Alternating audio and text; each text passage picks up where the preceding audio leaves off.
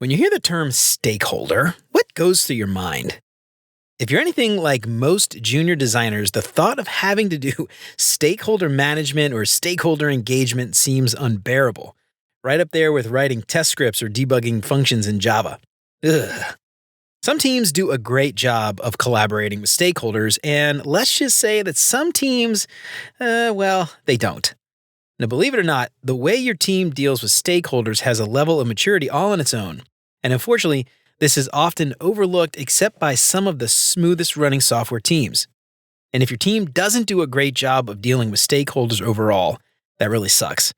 But stick around and we'll see what we can do to at least try to make working with stakeholders a little bit easier.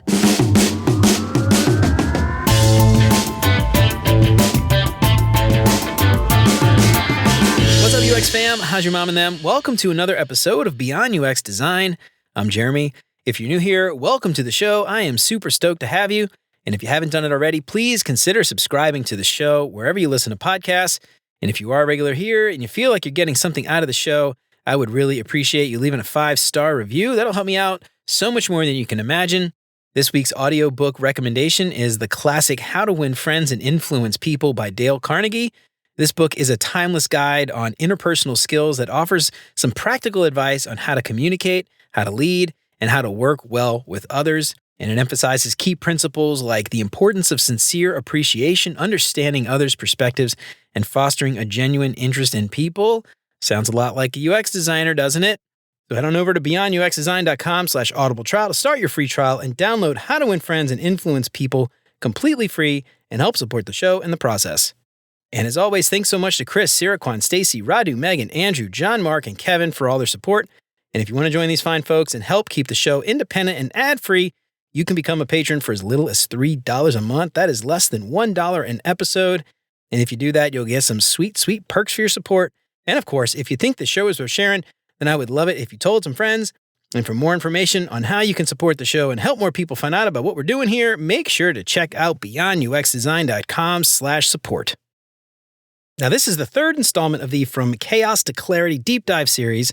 And today we're going to deep dive into what happens when our teams are dealing with low stakeholder maturity and what we can do about it to try to improve our situation. Now, this is the third episode in the series, so as a reminder, in episode 33, we laid the groundwork for the entire series and we talked a lot about the overall software maturity of the entire team. And in that episode, we also talked about product team maturity.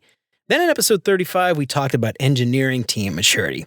So if you haven't listened to episodes 33 and 35 yet, go take a listen, because a lot of what we talked about in those episodes will most definitely be applicable here too, because at the end of the day, we're dealing with humans regardless of their specific job function. So today, we're going to be looking at stakeholder maturity and the stakeholders' influence on the software team.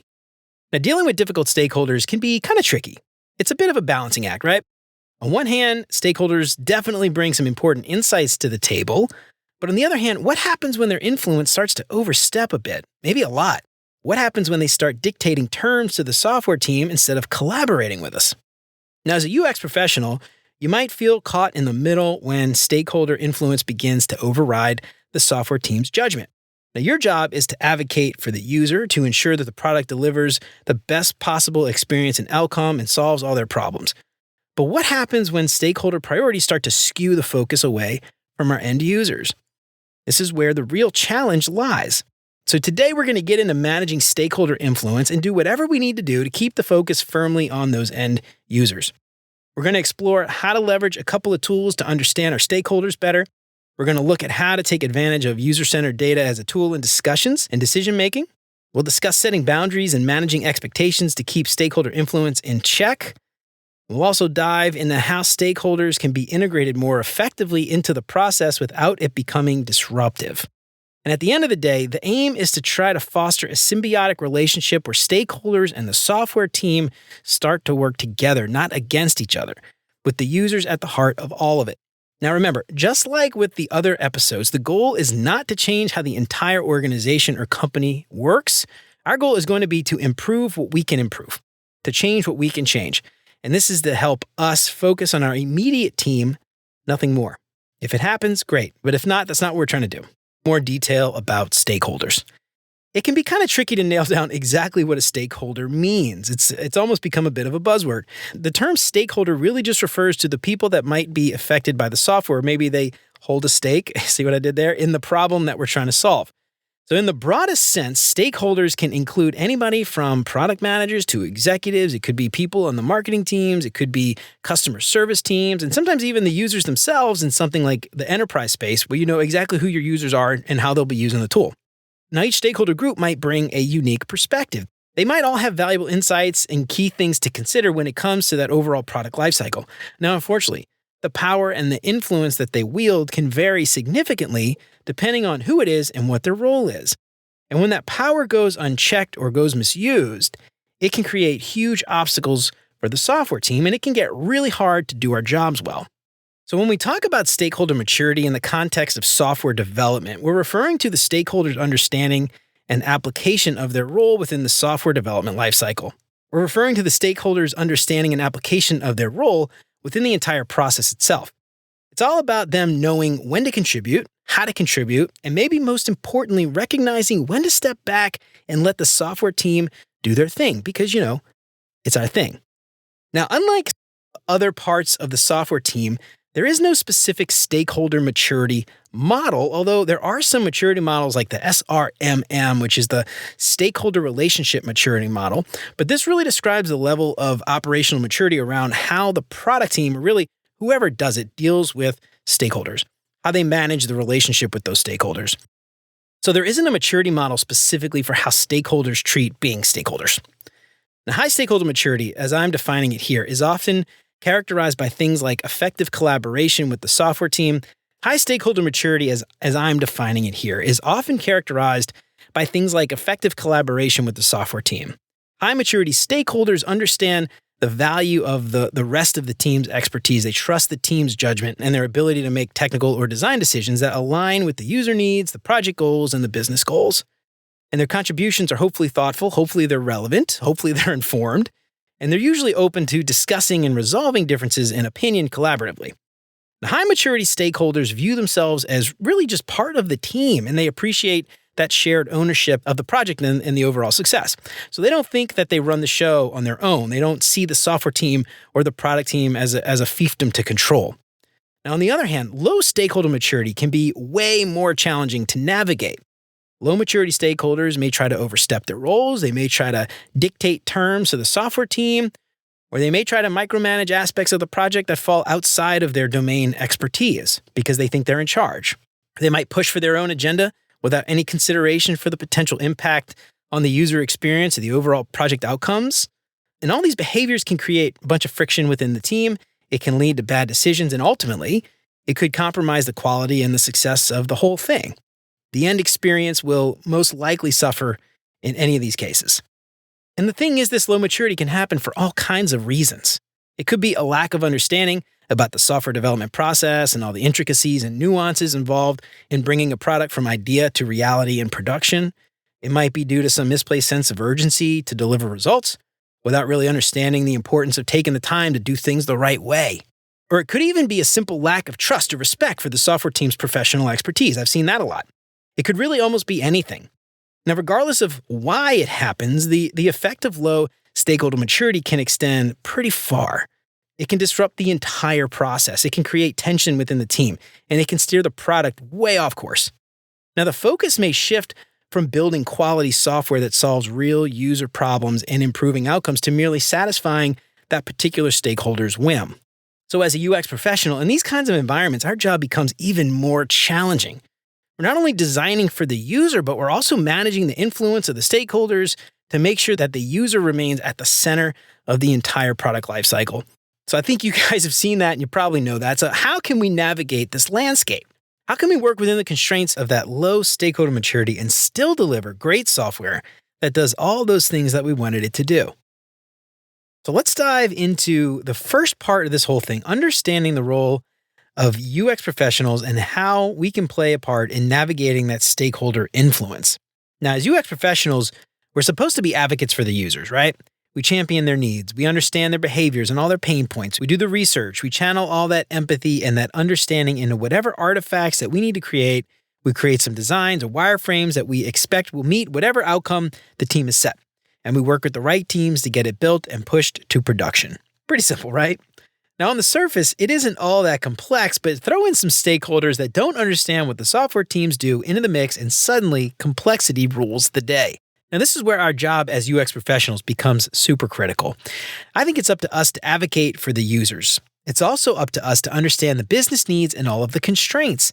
And it's up to us to balance all those things to work with everybody else to achieve the best possible outcome for everybody. Now, that alone is challenging enough, but with an overbearing stakeholder, it becomes even more important that we understand where the business needs end and the stakeholder's perspective takes over. Now, when those stakeholders try to shift the conversation away from the things that we know to be true and correct, I think it's on us to keep that spotlight on the important issues. Now, let's look at an example. Let's assume we have a stubborn stakeholder that insists on adding a feature to the product because a key contact for them asked for it to be added to the roadmap. However, our research tells us that this feature wouldn't be of that much value to the general user base. Now, as the UX designer, it's our responsibility to present this insight to explain why adding the feature might not be the best decision. It might be a tough conversation, but it's one that we need to have. Now, obviously, this doesn't mean that we completely disregard stakeholder opinions or input. There's definitely a fine line between navigating stakeholder influence and shutting it down completely, because remember, stakeholders bring valuable perspectives to the table. They might have insights into aspects that we, as the UX professionals, might not have any visibility into. The trick here is to strike a balance. Listen to the stakeholders, but filter that information through a user-centered lens. It's about evaluating how these inputs align with what we know to be true about the user based on the evidence that we have collected. Now, does their input add value to the experience or does it take away from it? Is it based on evidence or is it merely sharing a subjective opinion? Now, this is another place where critical thinking will be incredibly helpful to us. Now, finally, before we start talking strategies, remember that navigating stakeholder influence isn't a one-person job, and it's definitely not the sole job of the UX team. Stakeholder engagement, stakeholder management is really a team effort. It involves fostering an environment where everybody on the team, from the engineers to the product managers and everybody in between, understands and appreciates the value of each person's professional expertise. And this might seem like an impossible task, especially for junior designers, but the problem of low stakeholder maturity is an all too common one, and you need to be prepared for it, especially if you're a sole designer. So today we're going to go over some strategies that can help guide you along the way. Now, most of these strategies are not quick fixes, all right? They require time, they require effort, patience, persistence. Now, also remember that just like other episodes in the series, we're not trying to change how the entire team works. We're trying to make our little slice of the pie a little bit easier to get our work done. Let's talk about some tools that we can use to help us map what's going on and give us some clarity on the direction that we can move to improve how we work with some of these knuckleheads. I mean stakeholders. Did I say knuckleheads? The thing is that no two stakeholders are ever really alike, right? Some are resistant, some are kind of neutral. Too many just don't really understand the value of UX or even the software team in general. Now, how do we navigate all this? Well, just like everything else, there's no silver bullet, but there are a couple of tools that we can use. Two that I like are the Stakeholder Engagement Assessment Matrix and the Stakeholder Attitude Matrix. Now, when we use these two tools together, they can become kind of your guiding compass. So let's dig into these and see how they can help us get started. Now, the Stakeholder Engagement Assessment Matrix, sometimes you might hear it called an interest influence matrix, can help you to sort of plot stakeholders based on their interest in the product and their influence over the whole thing or what's going on. Now, all the high interest, high influence stakeholders are the ones that we really need to engage and keep happy. And the stakeholders with low interest and low influence, we might not need to worry about them so much. So if they're a squeaky wheel and they make a lot of noise, but they don't really have a lot of influence, maybe we don't have to worry about them as much. Then there is the Stakeholder Attitude Matrix, and this one helps you understand how some stakeholders might feel towards the project or the product, and they might be unaware. They could be resistant. They might be neutral. They could be supportive, or they may even be all about leading the entire thing. Now, the ultimate goal here is to move the right stakeholders towards the supportive and leading categories. Now, let's discuss how these tools can work together to improve relationships and get all that awesome work done. So again, remember, as UX professionals, this is not our job to go at this completely alone, and hopefully we aren't having the issues with our stakeholders and our product team. And if you are, oh boy, that's rough. So hopefully you and your product team are working well together here. And if so, I would really recommend that you work closely with your product partners, your product team, and all the stuff that we're going to be talking about today. Chances are good if you're having trouble with them, so are they. And if you feel like you're not on great terms with your product team, I might recommend you fix that relationship before you start trying to work on this stakeholder stuff. And this is my personal perspective, but I think you might have a hard time improving the stakeholder relationships without your product partner's help.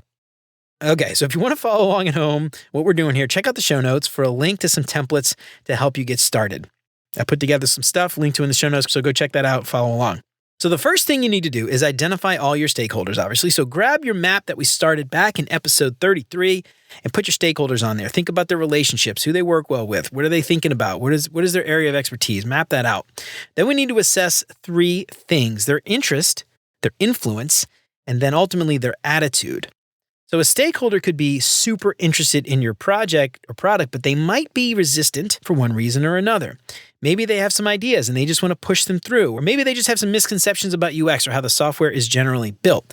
Or maybe a stakeholder could be highly influential, but they might not understand the project or the problem space or the importance of what we're doing. Now, there are a bunch of different permutations and combinations that can happen here. And understanding all these things can provide us a clear picture of the battlefield. And I don't know if I like this whole battle or war analogy, but I don't know what other words to use here. And I keep thinking of a minefield where we just walk in without knowing where to step. Maybe there's an analogy there, dog poop in a backyard, I don't know. And it'll give us a clear picture of what we're stepping into. That's what we want. And it'll give us a clear idea of what we should do to improve the situation. Now, first, let's take a look at the stakeholder assessment matrix. And this one is really helpful to take all of those various stakeholders and identify the ones that we really need to focus on the most. Now, this is your classic 4-blocker matrix. On the y-axis, we've got the level of influence, and on the x-axis, we have their interest. So map your stakeholders in this chart with their level of interest and their level of influence. So if they fall into the bottom left quadrant, then they have low influence, low interest. And this means we don't really need to worry about them all that much. We just need to keep an eye on them, make sure nothing changes. If they fall in the top left quadrant, that means they're high influence, low interest, and that means we need to try to keep them satisfied. If they fall in the bottom right quadrant, that means that they have high interest but low influence. And if this is the case, that we want to try to keep them informed. And if they are at the top right quadrant, it means they have high interest and high influence, and these are the people that we want to get close to and try to manage this relationship really well. Now, next is the stakeholder attitude matrix, and this one's helpful for us to chart our progress to getting the various stakeholders where we want them to be. So if you look at the attitude matrix, you're going to see 6 columns. First is the list of all the important people that we decided we need to work on from the last matrix. Then the unaware, resistant, neutral, supportive, and leading in the last column. What you're going to do is mark the matrix with a C and a D for each stakeholder on each row. So put a C for the current and a D for desired, or where you want to get them to. So let's see how we can put this all together. So for instance, let's say we have 4 stakeholders: Jim, Jane, Jack, and Jill. And we put them on the assessment matrix, and we found that Jim is kind of low-level stakeholder. He isn't really interested in the project or the problem. He doesn't really have a lot of influence on the rest of the team. Maybe he doesn't really know what we're up to.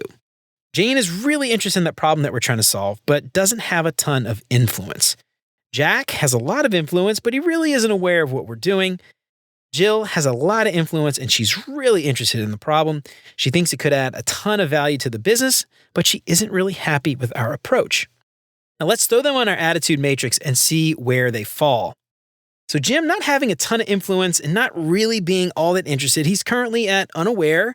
We want to get him to at least neutral. We want him informed about what we're doing, but we don't necessarily need him advocating for us for whatever reason. Now, Jane doesn't have a ton of influence, but she is on board with what we're doing. So we're going to put her at supportive currently, and let's put her at supportive for desired. So we want to keep her where she is. She's good. Jack has no idea what we're doing, but he's got a lot of influence. So we're going to put him at unaware right now, but we need to get him to be supportive of what we're doing because he's got a lot of influence over the larger team. Now, last but certainly not least is Jill, and right now she has a lot riding on this problem that we're trying to solve. She thinks it will help our customers quite a bit, but her ideas and the work that we're doing to try to solve this problem do not seem to be lining up, so she's pushing back quite a bit. So Jill could really keep us from finishing. Now, maybe she controls the budgets or something, I don't know. So we really need to get her in our corner. So we're going to put Jill as resistant currently, but she's got a ton of influence, so we want to get her all the way over to leading in the future. Now, something to keep in mind here is that these tools are a snapshot in time. Somebody's influence can change over time. Their interest can change over time. Their attitude can change. So don't forget to revisit and update these things regularly with your team in case something needs updating. Because if a stakeholder's attitude shifts or if their influence or interest level changes, you will need to adapt your strategies and how you approach them accordingly, right? So hopefully you can see how these two tools used together can start to highlight what we might need to do and the direction that we need to start taking, who we need to focus on, how much effort do we need to put into it, all those things. Now, we can start to tailor our communication and engagement strategies based on this information. If a stakeholder has a high interest, but they're resistant, try to uncover their concerns, try to engage them in a dialogue about the value of what we're doing, why our approach is correct.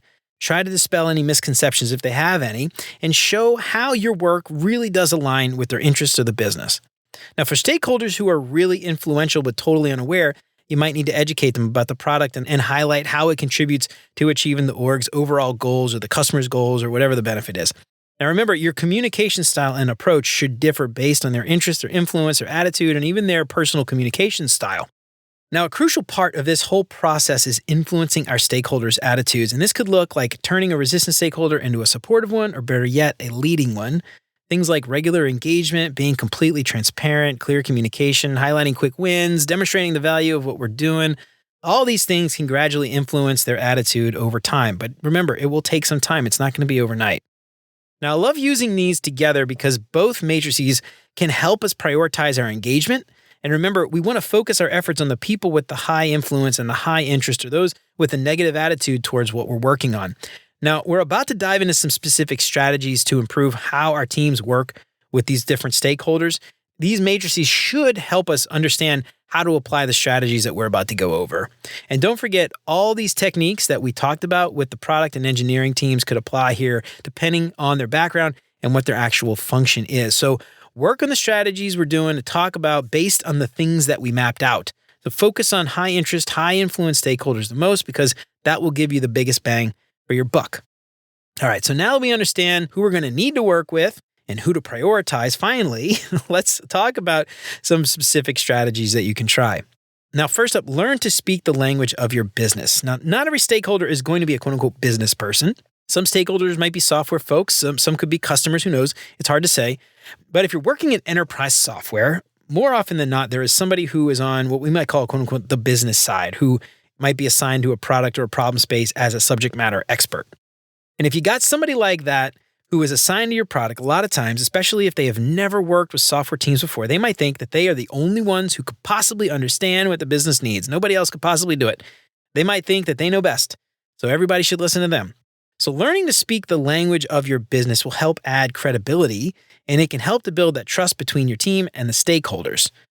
Now, a lot of times people underestimate the power of shared language. So using this shared language, I think, can help to remove some of that us versus them type of mentality that we see so often here. And it can really break down those silos when you're conscious of how the shared language works. Now, not only that, understanding how the business operates can help you immensely. So work to understand how your business does business, understand how your business makes money, understand who's at the top, and understand what they care about. Understanding all of this can empower our team to try to navigate, to communicate, and eventually align all of our work with those business goals. And it'll go a long way in overcoming some of those challenges posed by stakeholders who may not yet fully understand what software teams do, and they might be trying to treat us as order takers rather than partners. Now, I'm sure you hear all the time online and everywhere else about how important storytelling is, and this is a perfect example of how we can use different storytelling techniques to show what we're building ties directly to those business goals. Now, remember that it's critical to talk about why we are doing what we're doing. Now, a lot of stakeholders, especially those who are coming from the business side, will not have a clue what you're talking about a lot of the time, especially if you're using a lot of technical jargon. So it's important that you articulate the why behind your decisions over the technical junk that will just confuse them. Now, my good buddy Jeff White has an awesome storytelling course that lays out how to do this type of thing. And I think it's great, and it might help you out quite a bit if you're struggling with this. And I'll put a link to it in the show notes, and if you're interested, make sure you check it out. Now, speaking the language of the business can help a lot in advocating for our work. We can tie those user problems to potential business impacts. So think about things like increased customer loyalty or market differentiation, retention, increased sales, whatever the business cares about. We can make a compelling case for why our solutions are not just good for users, but ultimately important for the business to succeed. So in those low stakeholder maturity environments where the value of what we do may not be immediately recognized, the ability to speak the language of your business can become a really, really powerful tool. Now, there's one obvious tool in our arsenal that can significantly influence stakeholder decisions, and that is user-centered data. Now, in scenarios with low stakeholder maturity, stakeholders might often base their decisions or their suggestions on personal bias, maybe subjective opinions. They might even have one or two very specific anecdotes that do not represent the larger user base. Now, this is where data can be our biggest ally. Data can help transform these conversations from being opinion-based to evidence-based. So from subjective to objective. Now, to do this effectively, though, we have to make data collection and analysis an integral part of our process. It has to be. It cannot be an afterthought. Once they ask for it, it's too late. Or once you need it, it's too late. Now, whether it's thorough observational discovery like ethnography or usability studies or surveys or interviews or analytics, quant or qual, whatever, gather as much information about users as you can. Understand the behaviors, understand their needs, their pain points, and understand what they expect. Now, once we have all that data, don't let it sit in a shared drive gathering dust. Use it. Use it to inform the designs, your decisions, all your decisions with the team, all your discussions with the team. When you present a design to stakeholders, back it up with data. Explain why you've made certain decisions based on what the data tells you. So for instance, let's say a stakeholder insists on having a lot of information on the page, but data suggests that a user only needs, one or two things or something. Bring this data to the conversation. Show them how the data supports your design decision. Make it clear that your designs aren't just what looks good, but are what is most effective. Now, this strategy requires you to be adept at not just gathering the data, but also interpreting it and presenting it.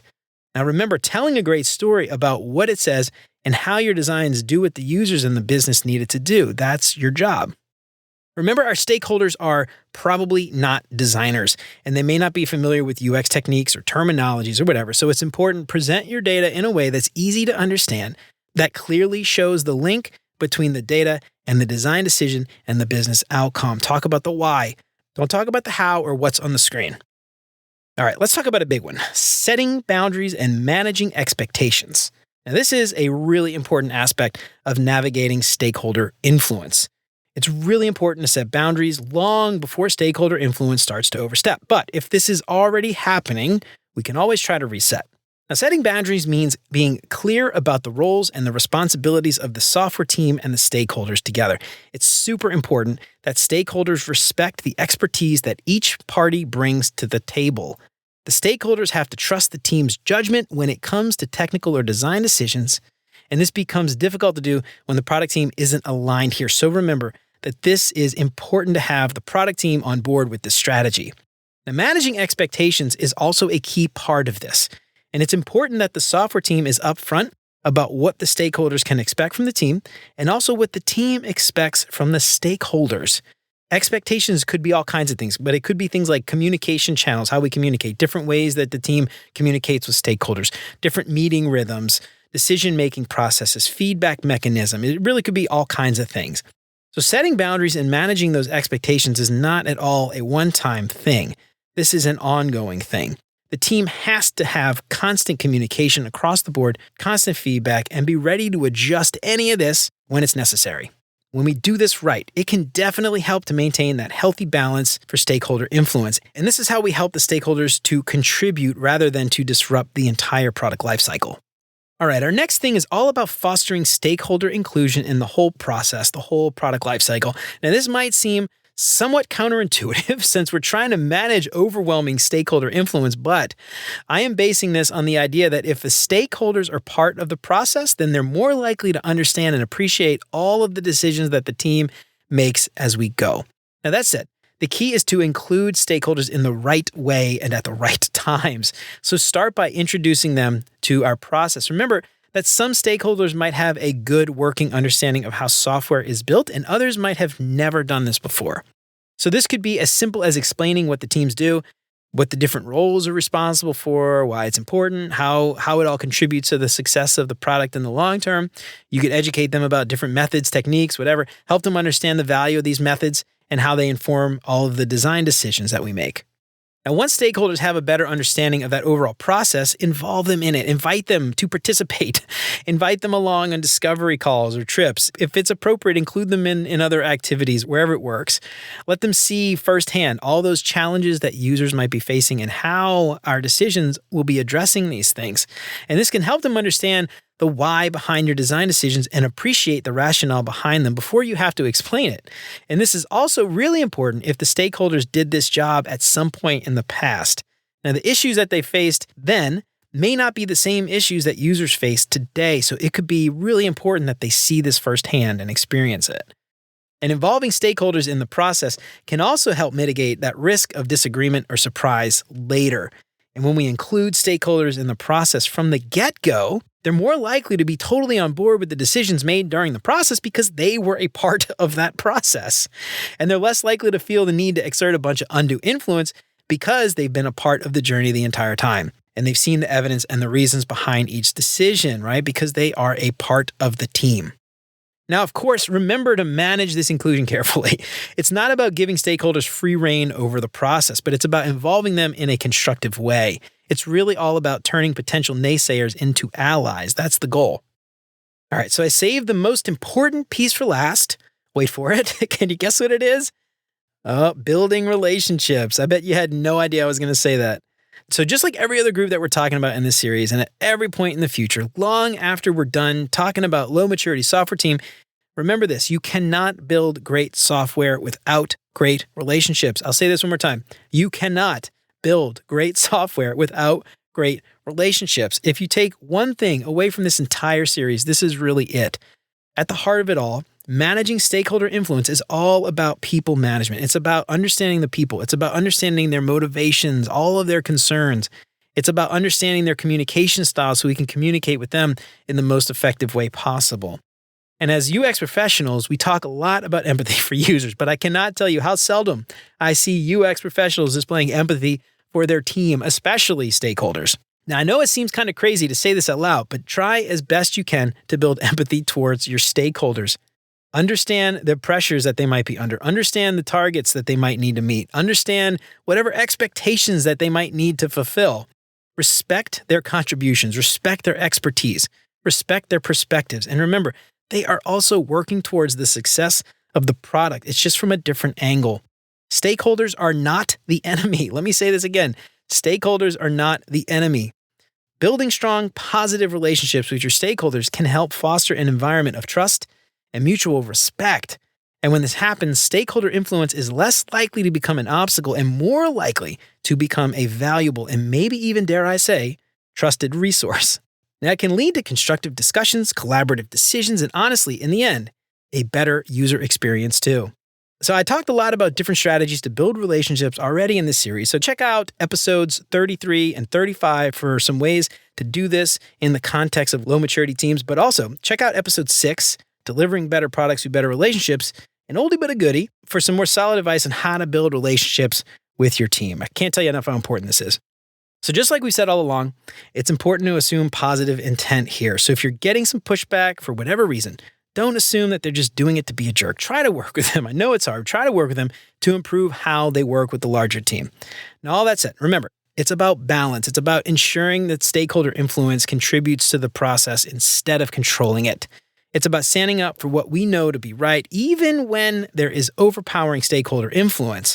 And at the end of the day, it's all about doing what's best for users because that's ultimately what's best for the product and then ultimately the business. You cannot have a successful business if no one wants to use the software. So the big thing that I want you to take away from today's episode is that in the journey of building great software, working with stakeholders is as critical as understanding users and solving the right problems. Transforming that potential roadblock into the symbiotic relationship that benefits everybody is all about communication, collaboration, and really an understanding of our shared goals. Now, on the surface, it may seem like you and your stakeholders are coming from entirely different perspectives, and it makes sense. Stakeholders often have that business-first approach. Maybe they're driven by meeting some business targets and achieving some one organizational objective or another. And the software team often has a lot of other things that we're worried about. And a lot of times it seems like we're speaking completely different languages. And this often comes across as a point of conflict, but it's also the key to building that symbiotic relationship. You and your stakeholders share a common goal to create a product that solves user problems, which ultimately drives business outcomes. And the two goals are not that far off when you really dig into it. Or at least they shouldn't be. If they are pretty far off, then something else is going on entirely. And this shared goal forms that foundation of your relationship with those stakeholders. Remember, you're both there to help each other. Okay, so we talked about a lot of stuff today. So let's recap this bad boy. We talked about some tools to help identify and map stakeholder involvement. And we can use tools like Stakeholder Assessment Matrix and the Stakeholder Attitude Matrix. You can use those tools to identify which stakeholders to focus your attention on and figure out where they're now and where you want them to be. Make sure you're speaking the language of your business. Make sure you really understand how the business makes money and how your product fits into that equation. Make sure you are tying the work to those user and business outcomes. Don't just talk about the what, talk about the why. Explain the importance of user-centered data and how it ties into business outcomes. Often stakeholders might not understand the value of good UX and the negative effect that a bad user experience can have. So use case studies, real-life examples, whatever you have, all your data to show how good UX leads to increased customer value and ultimately a better business outcome. Next, understand your stakeholders' needs, their concerns, their objectives, their wants, all that stuff. Put yourself in their shoes. What are their primary worries? What keeps them up at night? Understand their perspective and the pressure that they face. This empathy allows us to align our goals with the business objectives, which hopefully creates a mutual understanding and respect. Set the proper expectations up front. Make sure that stakeholders understand their role within the larger team and that they understand what to expect from the software team and what you expect from them. Make sure you bring stakeholders into that process early and often. Remember, this isn't about giving them a say in every design decision, but involving them at critical points like during discovery, ideation, and all those other things. And involvement makes stakeholders feel valued and heard. It fosters a sense of ownership in the product's design, which makes them less likely to override decisions later and more likely to support the team's choices. Stakeholders' involvement is really meant to enhance the process, not derail it. And remember to set clear boundaries for their participation. Make it clear that while their input is most definitely valued, the final decisions are informed by data and the professional expertise and the experience of the entire software team. And finally, maintain an open channel of communication with stakeholders, regular updates, involving them in critical discussions, addressing their concerns, all this stuff. It helps to build trust. And as stakeholders see their business goals being met, the relationship transforms from potential conflict to more of a symbiotic relationship. I really like to set up regular one-on-ones with all those important stakeholders for this exact reason. Now remember, building great software isn't an isolated function. It's everybody's responsibility. It involves users, designers, engineers, product teams, and yes, stakeholders too. And when we manage it well, stakeholders can be powerful allies in our quest to deliver truly great software. Well, all right, y'all, that's it for me for today. I hope to help shed a little bit of insight into how you can improve how you work with stakeholders that have a relatively low maturity. Have you ever run into any of the scenarios that we talked about today? What's worked for you? Was it a happy ending, or did you have to just get the hell out of there ASAP? Let me know what you think on LinkedIn or shoot me an email at hello@beyonduxdesign.com. I'd love to hear from you. If you like what you heard today, don't forget to subscribe wherever you listen to podcasts. If you feel like you're getting something out of the show, I would really appreciate it if you left a 5-star review. That would help me out way more than you can imagine. And if you know somebody who might find any of this stuff useful, why don't you tell them about it? That would be fantastic. If you want to help keep the show independent and ad-free, check out all those Patreon sponsorship packages at beyonduxdesign.com/support. You can join Chris, Siraquan, Stacy, Radu, Megan, Andrew, John, Mark, and Kevin by supporting the show for as little as $3 a month. And there's some awesome perks like that badass holographic Beyond UX Design sticker.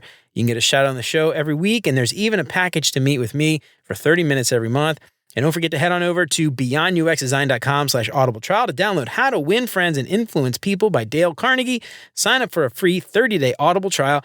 Cancel at any time, and the book is yours to keep forever. And in case you forgot, I've partnered with audible.com, so anytime you sign up for a free trial, you'll help support the show. There's no obligation, and you can cancel anytime, and the audiobook is yours to keep forever. So get a free audiobook on me and help support the show. Remember to sign up for the newsletter and check out all the past episodes, along with all the show notes at beyonduxdesign.com. I hope you keep coming back for more great UX tips from Beyond UX Design. And until next time, remember, you're more than a designer because there's more to UX than design. I'll see you around. Take care, y'all.